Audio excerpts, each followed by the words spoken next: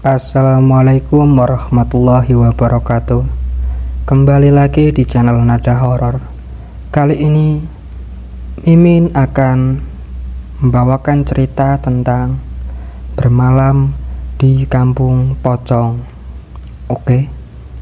Awal kisah kita mulai dengan tragedi di kebun tebu. Calon pengantin teh gak boleh keluar rumah, apalagi udah mendekati hari H.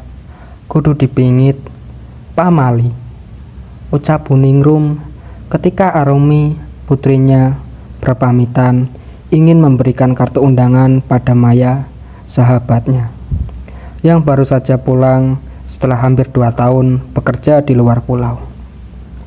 Cuma sebentar, Bu, insya Allah gak akan ada apa-apa. Lagian rumah Maya teh pandeket atuh. Arumi gak sabar pengen kasih undangan ini sama dia. Sambil silaturahmi, Arumi bersikukuh. Buningrum menghela nafas. Ia menyibak tirai yang menutupi jendela berteralis kayu. Wanita itu mengintip langit yang sudah gelap karena memang sudah lewat jam maghrib. Gak bisa besok aja. Gak bisa. Besok Arumi akan keluar rumah. Mau sekalian puasa muti? Boleh ya, Bu. Gadis yang rambutnya diuntun 2 lalu dikedepankan itu berusaha membujuk sang ibu. Belum sempat Buningrum menjawab, suara keretek terdengar mendekat. Mata Arumi berbinar kala melihat uaknya baru pulang. Wak Udin bekerja sebagai kusir di pasar, menjemput rezeki dengan berbekal kereta kuda kesayangannya. Arumi semakin bersikukuh ingin pergi. Ia meminta ibunya untuk tidak khawatir karena gadis itu akan diantar oleh Wak Udin sampai ke rumah Maya. Tidak ada alasan untuk menolak lagi. Akhirnya Ningrum melepas putrinya yang hari kemarin baru menginjak usia 19 tahun. Usia yang cukup matang untuk menikah. Sebab di desa mereka para gadis dituntut menikah muda jika memang sudah tidak bersekolah. Dengan perasaan bahagia, Arumi mencium tangan ibunya.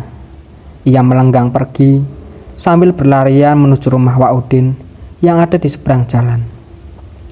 Sedangkan Buningrum hanya bisa menatap gadis berdres payung sebawah lutut dengan bagian lengan berbentuk balon tersebut.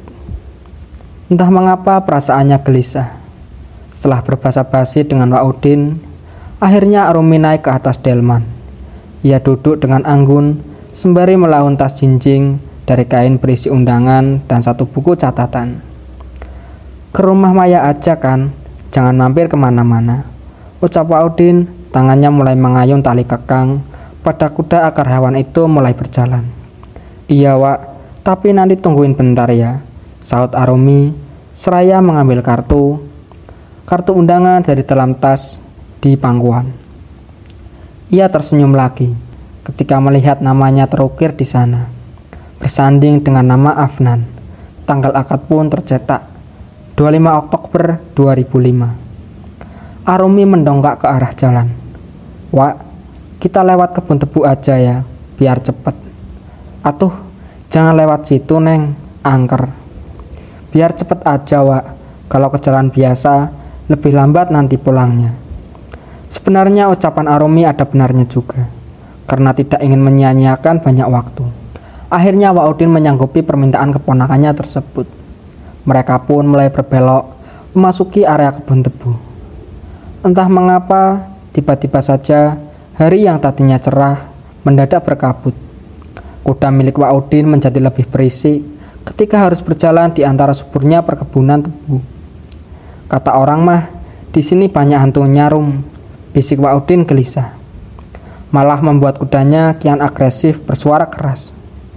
Ah, masa sih, Wak? Tapi kalaupun benar, ya jangan diomongin kayak gitu, pamali. Suasana kian hening. Angin menerpa dedaunan, menimbulkan suara gemerisik cukup keras. Arumi memeluk lengannya sendiri, mengusap-ngusapnya perlahan. Dingin begitu menusuk. Padahal malam masih belum terlalu larut. Gadis itu terhenyak saat Pak Udin menarik pedati hingga kudanya terhenti. Arumi sampai harus berpegangan pada kayu penyangga samping delman. Ia bertanya berkali-kali, mengapa berhenti mendadak. Ternyata 4 pria berpenutup wajah menghadang delman mereka. 2 orang memaksa Pak Udin untuk turun. 2 lagi menarik tangan Arumi dari belakang.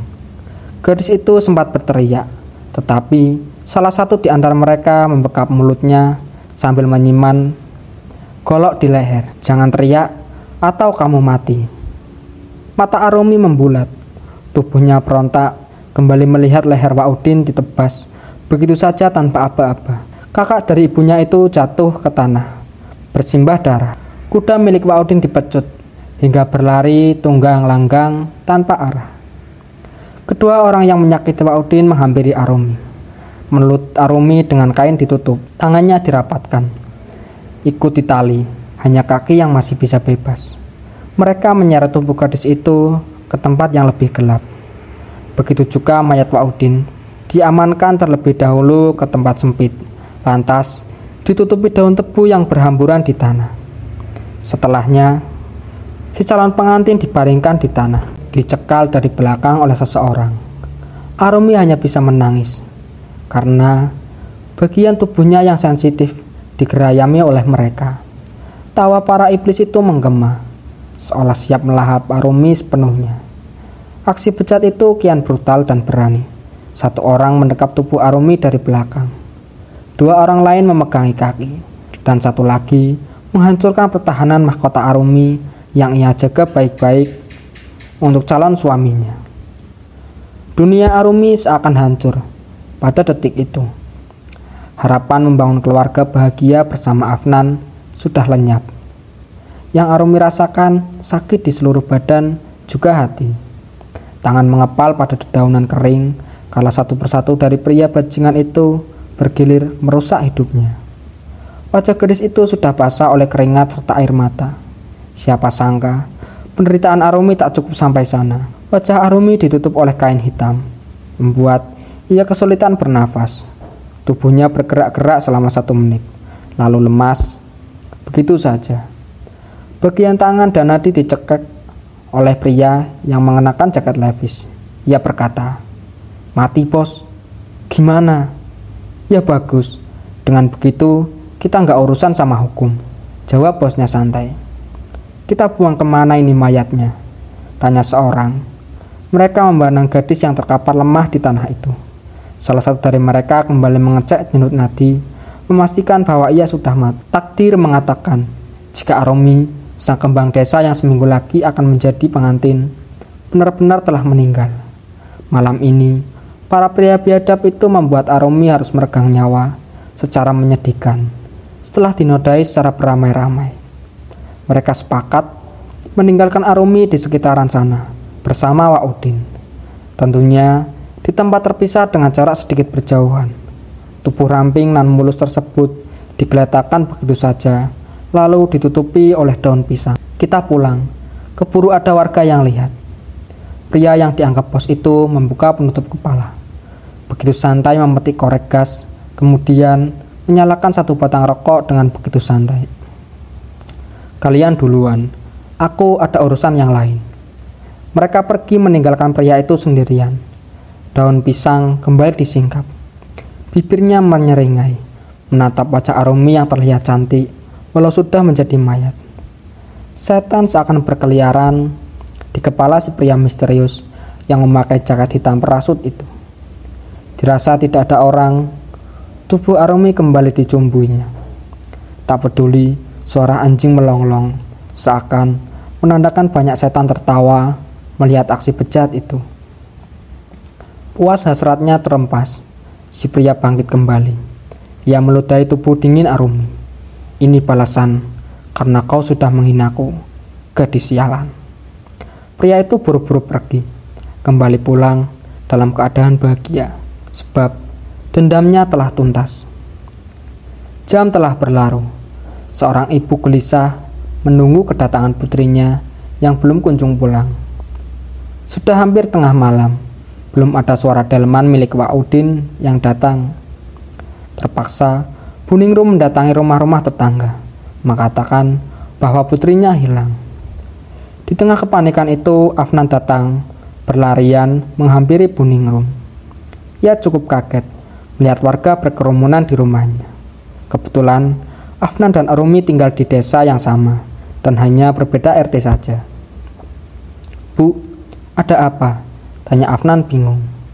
"Arumi, belum pulang dari tadi, udah maghrib. Katanya mau ke rumah Maya." "Afnan, kesini ada apa?" Jantung Afnan berdetak begitu cepat. Dengan lirih ia menjawab, Saya mimpi, Bu. Saya mimpi Arumi minta tolong sambil nangis. Tapi di mimpi itu Arumi ada di perkebunan tebu."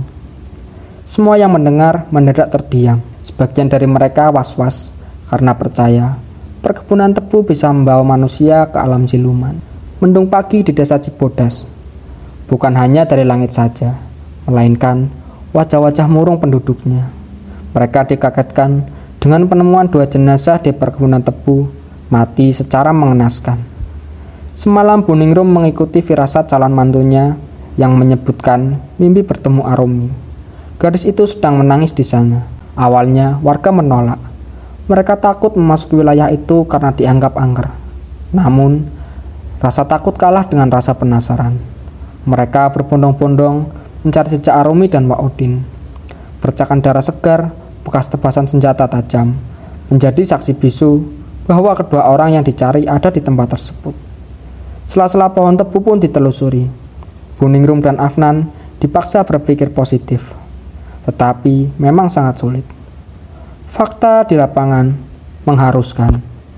Mereka menangis histeris kalau menemukan Arumi terbujur kaku dengan tubuh terikat, berada pada tumpukan daun tebu kering. Belum lagi kepalanya ditutupi kain hitam.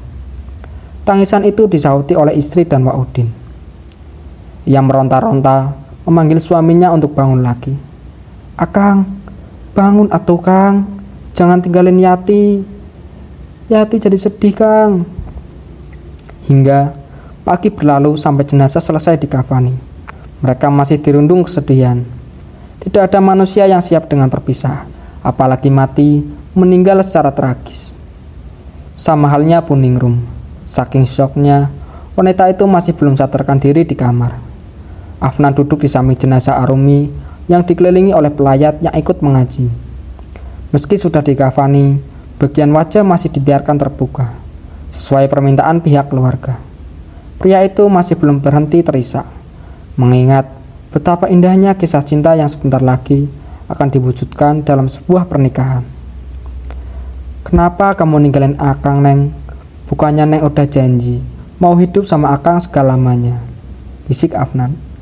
Buru-buru ia menghapus air mata agar tidak jatuh pada badan jenazah.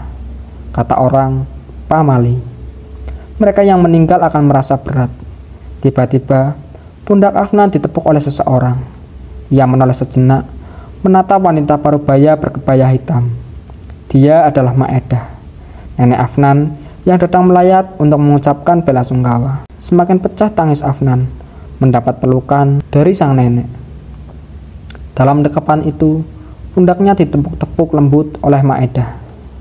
Wanita itu berkata lirih, "Jangan sedih, kita balaskan saja dendam Arumi." Tubuh Afnan mendadak membeku, darahnya berdesir, bulu kuduk mendadak meremang, seakan ada angin yang bertiup ke tengkuknya. Afnan melepas pelukan Maedah, memandang senyuman menyeringai dari bibir berkincu merah tersebut. Siapa yang tak kenal Maedah? Seorang dukun terkenal di desa Cibodas Wetan. Banyak sekali pasien yang datang dari luar kota hanya untuk berobat padanya. Rata-rata sakit non-medis, seperti guna-guna, santet, dan ada juga yang minta penglaris dagangan. Maedah mengangguk. Ia berdiri lalu keluar dari ruangan. Afnan beranjak dari tempat duduknya, mengikuti kemana neneknya pergi. Maedah berhenti di belakang rumah Arumi, tepat di tempat bekas memandikan jenazah. Melambaikan tangan, Maedah meminta cucunya mendekat. Ia membisikkan sesuatu, membuat mata Afnan melotot seketika. Siapa sangka Maedah menyuruh Afnan melakukan sesuatu yang mustahil dilakukan. Mak teh serius?" tanya Afnan sambil menjauhkan badannya kembali. Ya serius atuh. Memangnya kamu gak sakit hati lihat si Arumi diperlakukan begitu? Tapi Mak Eda berdecak. Sudah, itu mah terserah kamu. Emak mah cuma mau bantu. Tubuh Afnan gemetaran. Bingung harus menjawab apa. Sementara Maedah memilih pergi, meninggalkan Afnan yang tiba-tiba berkeringat dingin.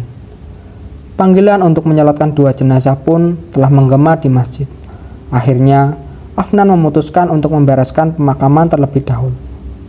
Malam menjelang, suasana desa mendadak begitu hening. Namun, lantunan mengaji menggema di salah satu masjid. Tahlilan Arumi dan Wa'udin dilakukan di masjid secara bersama-sama, karena rumah mereka tidak bisa menampung banyak orang. Buningrum terseduh-seduh, sembari mengelap matanya yang terus-terusan mengeluarkan air. Tak sehisteris tadi pagi, wanita bergamis hitam itu sudah pasrah. Tetapi, bukan berarti ia menerima begitu saja pembunuhan yang menimpa putri dan kakaknya. Setelah selesai, orang-orang mulai membubarkan diri. Mereka terlihat tergesa. Berdalih, pasti korban pembunuhan rohnya akan gentayangan. Apalagi, suasana desa malam ini terasa berbeda, lebih dingin, dan sangat mencekam. Buningrum menghampiri Pak Lurah yang akan segera keluar dari masjid. Assalamualaikum Pak, sebentar, saya mau bicara. Kenapa Bu? Tanya Pak Lurah menghentikan langkah kakinya. Punten, apa saya bisa meminta bantuan buat mengurus kematian Arumi? Mata Lurah Bahri menyipit, seakan paham. Buningrum menyambut kalimatnya. Maksud saya saya ingin lapor ke polisi tentang kematian Arumi. Sebagai seorang ibu, saya nggak rela kalau penjahatnya bebas begitu saja. Ekspresi Lurah Bahri ternyata di luar dugaan. Pria itu malah berdecak, seolah menyepelekan kecemasan pria di sampingnya. Buningrum, ke kantor polisi itu perlu banyak duit. Memangnya kamu mau menanggung semuanya? Memangnya kamu mampu? Pak, bukan begitu. Oh, atau Buningrum nyuruh saya buat danain. Gak urusan saya banyak. Suruh siapa dulu nolak lamaran saya ke Arumi. Giliran begini, saya yang repot. Tanpa berpamitan pria itu pergi. Ia menggerutu, tetapi kata-kata menyakitkannya terdengar jelas di tengah Buningrum. Dasar orang miskin gak tahu diri. Spontan, air mata Buningrum berlinang. Tangannya disimpan di dada. Perih hatinya seperti sayat belati tajam. Dia ada tempat bersandar, karena selama puluhan tahun wanita itu hanya hidup berdua dengan Arumi. Sekarang, ia tinggal sendirian. Sementara itu, di sebuah tempat, Afnan memilih untuk tidak hadir di acara tahlilan, tetapi malah datang ke rumah sang nenek untuk menanyakan tentang sesuatu yang diminta Maedah tadi siang. Gelisah, Afnan berjalan mondar-mandir di depan rumah milik Maedah, menunggu sampai tamu berakhir pulang. Sekitar 20 menit, sepasang suami istri keluar bersama dengan Maedah. Mereka berpamitan, lantas pergi mengenakan sepeda motor yang terparkir di halaman. Masuk, perintah Maedah. Afnan membuntuti neneknya dari belakang, berhenti di sebuah ruangan yang berbau dupa dan kemenyan begitu menyengat. Keduanya duduk di depan meja dengan macam-macam alat ritual. Maedah membereskan bunga yang berhamburan, bekas tamu sebelumnya. Gimana? Sudah kamu pikirkan, Jang? Ujang merupakan panggilan sayang Maedah pada Afnan. Pertanyaan tersebut diangguki ragu oleh Afnan. Sepertinya benar kata emak, saya gak boleh diam saja. Betul, kita mah orang miskin, gak mungkin dapat keadilan hukum. Ujang, cuma cara kasar yang bisa balas perbuatan mereka. Afnan membenarkan apa kata Maedah. Jadi, saya harus gak bagaimana? Lakukan apa yang emak perintahkan malam ini juga. Mumpung makam Arumi masih basah, tubuhnya masih utuh, tutur Maedah. Mendadak tubuh Afnan berkeringat dingin. Ia mengelap dahi dan leher belakangnya. Tangan punggung tangan. Kamu takut? Hah? Gak pantas pisan laki-laki takut sama begituan. Enggak mak. Iya, Ujang lakuin malam ini juga. Keheningan menyelimuti desa Cibodas Wetan. Kepergian Arumi seolah ditangisi oleh alam. Sebab langit menurunkan gemercik hujan dari selesai tahlilan sampai hampir tengah malam. yang biasanya akan ada peronda, mereka mendadak meliburkan diri di bawah pekat kabut antara gemuruh petir. Afnan berjalan sendirian, membawa cangkul di tangan kanan, sedangkan tangan kirinya membawa lampu petromak. Mengenakan jas hujan dari bahan plastik. Ia menguatkan diri, berusaha menghilangkan ketegangan. Cicit binatang malah menyapanya dari balik pohonan di sekitar jalan setapak menuju makam. Tatapannya terus fokus ke depan, tak memperdulikan apapun, meski perasaan pria itu mengatakan ada yang menyeringai di balik semak-semak. Jarak beberapa meter lagi ke tanah mati. Tiba-tiba anjing melolong. Bulu kuduk Afnan meremang seketika. Tubuhnya semakin gemetaran. Bukan hanya karena kedinginan, tetapi sekarang mulai diselimuti kecemasan. Konon, jika seperti itu tandanya ada makhluk tak kasat mata yang sedang berkentayangan. Kalau saja ucapan Maedah tentang penjahat harus bisa lebih kejam tidak terngiang di kepala Afnan, ia mungkin sudah beralih tunggang langgang dan bersembunyi di rumah seperti warga yang lain. Namun, tekadnya semakin dibulatkan untuk bisa menuntut balas. Sampai di gerbang pemakaman, ia disambut oleh 2 pohon beringin di sisi kanan kiri. Langkahnya terhenti sejenak. Afnan menarik napas dalam-dalam. Mata setajam elang tersebut menatap satu persatu batu nisan yang terhampar luas. Afnan melangkah tergesa-gesa melewati nisan-nisan yang berumur lama, menuju makam baru milik calon istrinya. Dari kejauhan, terlihat gundukan tanah itu masih dipayungi serta atasnya ditaburi bunga berwarna-warni. Di sebelahnya pun sama, milik Wa'udin. Kesedihan kembali merongrong hati ketika sampai di samping peristirahatan Arumi. Afnan berjongkok, mengusap nisan dengan tatapan penuh amarah. Neng, sayang, Akang mau membantu Neng buat membalaskan dendam. Maaf kalau aku melakukan semua ini, ucapnya merintih. Ia menoleh ke makam Wa'udin, lantas menarik nafas dalam-dalam. Izin ya Wak, semoga uang gak marah saya membakar makam Neng Arumi. Pria itu beranjak dari tempat, mulai mencangkul kuburan Arumi. Geraknya dipercepat, takut ada orang yang mungkin memergoki meski hal tersebut mustahil. Afnan sempat berhenti di pertengahan karena merasa lelah menggali tanah sendirian. Diusapnya wajah dengan kasar karena basah oleh keringat bercampur air hujan. Setelah lelahnya mereda, cangkul kembali mengayun. Aktivitas Afnan ditemani suara burung hantu yang menggema di atas pohon Kamboja yang sudah begitu tinggi. Afnan terengah-engah. Ia sudah berhasil mencangkul cukup dalam. Papan dalam tanah sudah terlihat. Maka dicabutnya satu persatu lalu digeletakkan begitu saja.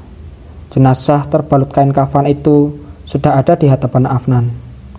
Kainnya begitu lusuh karena telah tergulung tanah. Apalagi guyuran air hujan masuk ke sana. Dengan tangan gemetaran, ia menarik tubuh almarhumah agar posisinya terlentang. Dada Afnan terasa sesak.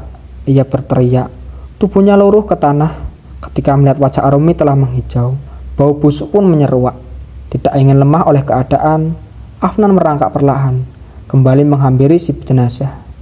Sesuai permintaan Maedah, Afnan mulai mengambil tali pocong, lalu dimasukkan ke dalam kresek hitam yang ia bawa. Kemudian membongkar kain bagian kepala untuk diambil rambutnya. Telapak tangan Afnan mendadak begitu dingin saat menyentuh kulit wajah Arumi. Ia hanya takut mata yang terpejam itu tiba-tiba terbuka. Pria itu malah menangis. Ketakutan sambil terus melakukan aktivitasnya.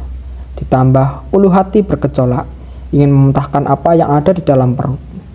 Setelah selesai, Afnan merapikan jenazah Arumi seperti semula. Papan ditata lagi dengan rapi, lalu naik kembali ke permukaan. Ia mengambil satu genggam tanah, lantas dimasukkan ke dalam plastik yang bersamaan dengan kain kafan tadi. Sedangkan rambut di plastik berbeda. Lubang makam itu kembali ditutup oleh tanah hasil galian. Tidak terlalu rapi, yang penting aman. Pria itu langsung berlarian meninggalkan pemakaman dengan membawa semua peralatannya. Padahal batu nisan masih belum terpasang lagi. Afnan sudah tidak kuat berlama-lama di sana.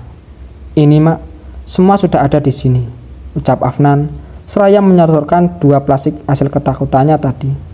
Pria itu bersin beberapa kali, tubuhnya menggigil. Maedah melirik jam dinding.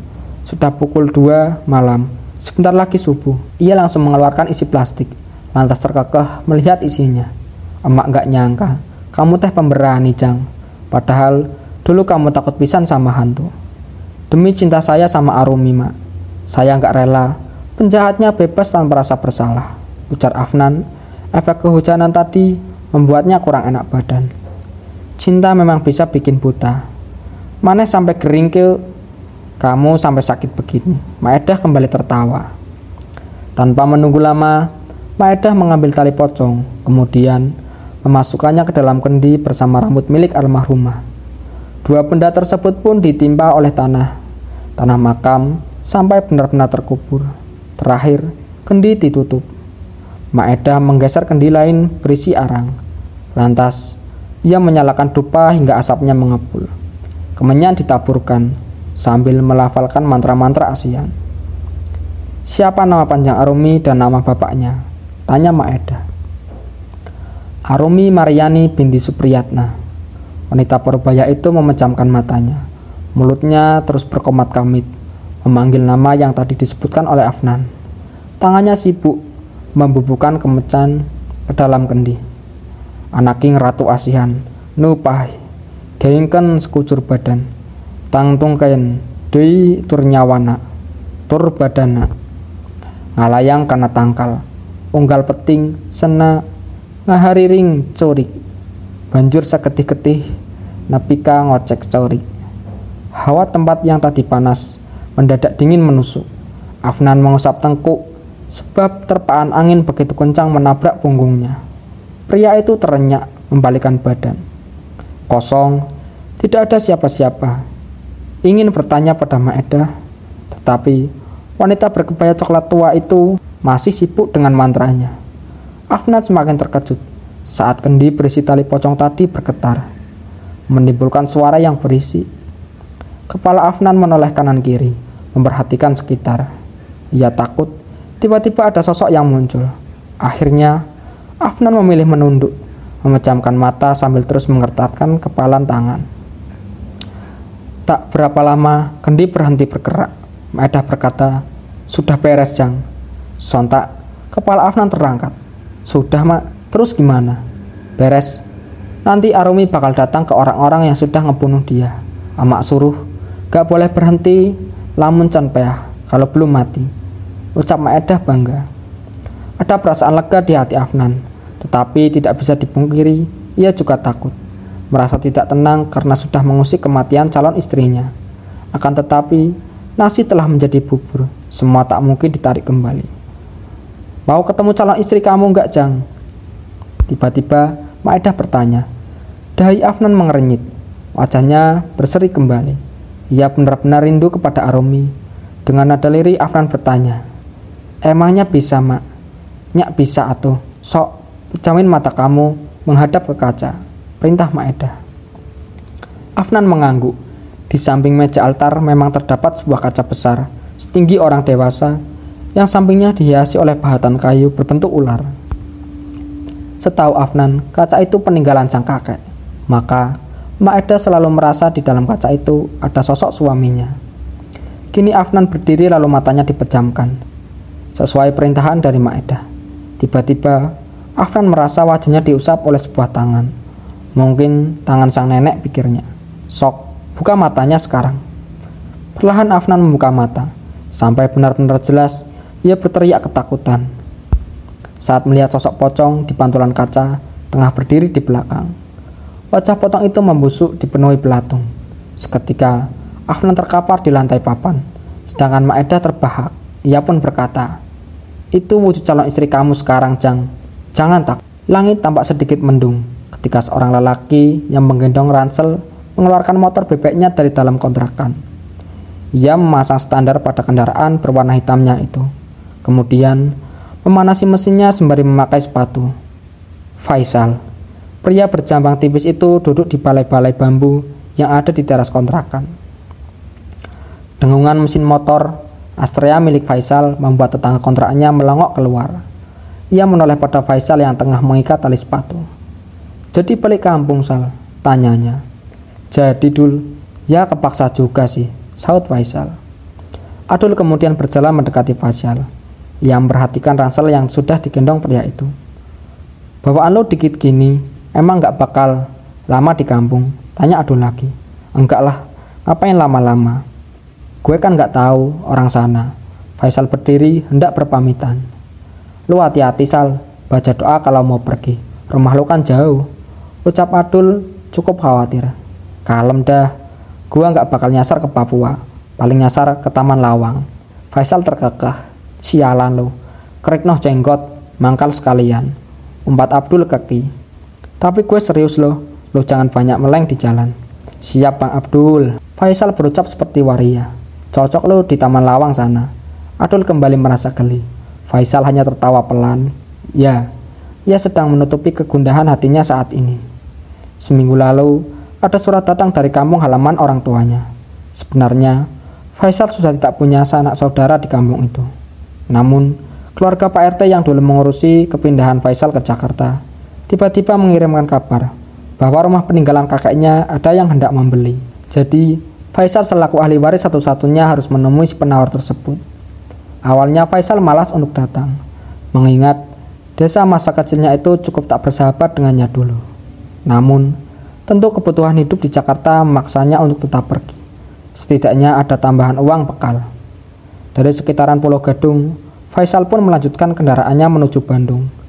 Akan menyita cukup banyak waktu dalam perjalanan, sebab lelaki itu berangkat terlampau siang. Dan benar saja, baru tiba di Keramat Jati, Faisal malah dihadang hujan. Alhasil, pria itu memilih untuk berteduh lebih dahulu di pelataran sebuah toko yang tutup. Faisal melirik ke sana kemari, merasakan betapa sepinya kawasan tersebut saat hujan. Lantas, tatapannya pun terarah ke dalam kaca toko yang sebagian bawahnya tertutup gorden warna hijau. Bangunan yang tampaknya bekas warung nasi itu seperti telah ditinggalkan cukup lama. Bangunan tak berpenghuni, pikir Faisal. Namun, di detik selanjutnya, lelaki terkejut saat melihat ada sosok tinggi yang melintas di dalam ruangan gelap itu. Beneran gak cocok dipakai usaha, celetuk Faisal. Daripada berdiri lama di depan toko kosong, lelaki itu memutuskan untuk kembali melanjutkan perjalanan. Biar hujan tetap turun, jaket parasut yang dikenakannya cukup bisa menghalau rintik, namun tidak dengan angin. Belayan dingin itu berhasil membuat Faisal bergidik. Gerimis yang terus turun pun sedikitnya menghalangi pandangan. Ketika Faisal mengusap wajah sejenak, ia dikejutkan oleh keberadaan kucing hitam bermata coklat terang di tengah jalan. Otomatis, Faisal membanting stang motornya hingga kendaraan roda 2 itu mepet ke pinggir sebelah kiri. Faisal terengah-engah setelah berhasil menghindari kecelakaan tunggal. Ia menoleh seketika pada keberadaan kucing tadi. Dan kini, ia keheranan karena kucing hitam tadi tiba-tiba lenyap bak ditelan angin. "Kabur kemana tuh kucing?" "Hampir saja gue kena sial," gerutu Faisal. Ia hendak mengekol motornya yang sempat mati. Namun, mesin sedikit ngadat dan tidak mau menyala. Faisal pun mendorong motornya dengan tetap menunggang di atasnya. Ia berhenti di bawah jembatan layang agar tidak begitu kehujanan saat mencoba menghidupkan mesin motornya. "Bakal jadi miliuner apa gimana sih? Kacau banget mau nerima duit juga," ujar Faisal sembari terus mengekol mesin yang mati. Setelah beberapa kali mencoba hingga kakinya terasa pegal, motor pun kembali hidup. Faisal lekas mengendarai motor tersebut dan berjalan cukup cepat saat cuaca hujan sudah kian mereda. Di tengah perjalanan itu, Faisal merasa heran karena keadaan Jakarta terasa cukup sepi. Hanya ada beberapa kendaraan yang melintas. Biasanya mau se-ekstrem apapun cuacanya di ibu kota, kemacetan kendaraan tidak pernah terelakkan. Pria itu sedikit menoleh ke sana kemari, lantas tertegun melihat seorang anak laki-laki berbaju putih tengah berdiri di samping pembatas jalan. Tak bisa dipungkiri, Faisal langsung menghentikan laju motornya hanya untuk memastikan bahwa pandangannya tidaklah salah. Faisal mengerja beberapa saat, melototi sosok yang mirip dengan salah satu teman masa kecilnya yang dulu meninggal. "Rahman," gumam pria itu sembari terpengong. Di detik selanjutnya, Faisal terperanjat karena suara klakson menjerit amat keras. Ia menoleh ke belakang. dan langsung kena omelan pengendara kijang abu-abu. Mau bikin celaka orang kamu, hah? Bapak-bapak dengan kepala sedikit botak di bagian depannya mengintip dari kaca mobil yang diturunkan. Maaf Pak, Faisal menjawab dengan terbata-bata. Ia hendak menepikan motornya, tetapi melirik ke tempat di mana sosok mirip Rahman berdiri. Sosok itu sudah tidak ada. Mobil kijang yang tadi berhenti di belakang Faisal langsung melintas dengan kecepatan cepat, seolah-olah ia menginjak pedal gas dengan kekesalan yang amat besar. Faisal pun hanya bisa menghela nafas, lalu mulai tidak peduli pada apapun lagi. Saat melewati terowongan, Faisal memelankan laju motornya. Entah mengapa, ada rasa was-was dalam benak lelaki itu. Kondisi jalan cukup senyap dan agak gelap, meski remang cahaya membias di dinding-dinding terowongan. Dari arah depan, terhembus angin yang terasa berbeda. Samar-samar, Faisal memperhatikan keberadaan seseorang perempuan berbaju pendek selutut di depan sana. Ia tengah berjalan tertatih-tatih. Awalnya, Faisal mengira jika perempuan itu merupakan korban tabrak lari. Apalagi tadi mobil kijang melaju teramat kencang mendahulinya. Faisal sudah hampir menyetop laju motor dan bertanya kepada perempuan itu.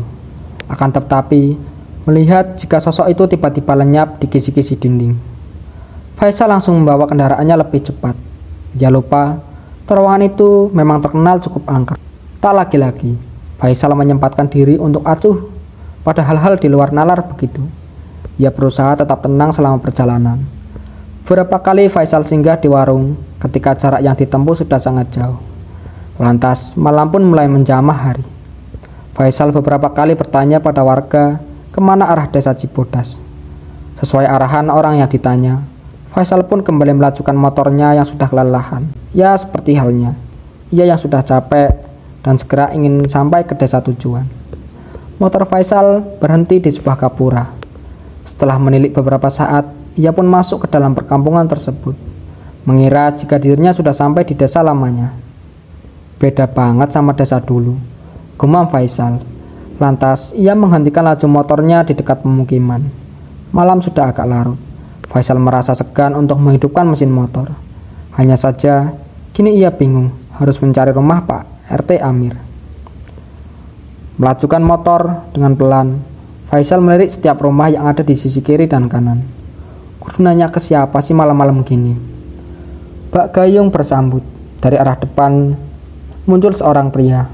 Namun ia terlihat panik, berlarian sambil sesekali menengok ke belakang. Kang, maaf, saya mau tanya. Sapa Faisal? Pria itu terkaget lalu memarahi Faisal. Saha maneh? Jangan masuk ke sini kalau nggak mau digangguin pocong. Ujarnya seraya bergidik. Lantas ia berlari tanpa mengindahkan pandangan atau ucapan Faisal tersebut. Pocong apaan sih? Tuh bapak ngigau apa gimana? Faisal melajukan kembali kendaraannya, lalu mendapati seorang perempuan tengah duduk di pos ronda. Faisal awalnya merasa heran, sedang apa perempuan malam-malam begitu di luar rumah. Mau bertemu pacar yang tidak direstui orang tua. Faisal terus menerka-nerka dengan dahi mengerut. Gak ada salahnya kalau gue nanya sama nama desa ini. Faisal kembali bergumam. Ia hampir sampai di pos ronda, tetapi tiba-tiba lampu di sekitar desa mengalami pemadaman. Faisal tertekuk sejenak. Kembali teringat pada sosok gadis yang duduk di pos ronda. Faisal menatap ke arah sana. Hanya ada samar-samar terbentuk warna putih yang duduk di pos ronda. Lelaki itu terus melaju. Namun, Faisal merasa ada yang tidak beres ketika ujung bias lampu motornya menyorot sejuntai ikatan putih di pos ronda. Mirip bagian bawah kain kapan. Lampu di sekitar sana menyala dengan cepat. Dan Faisal pun tertegun di tempat. Kemana perempuan tadi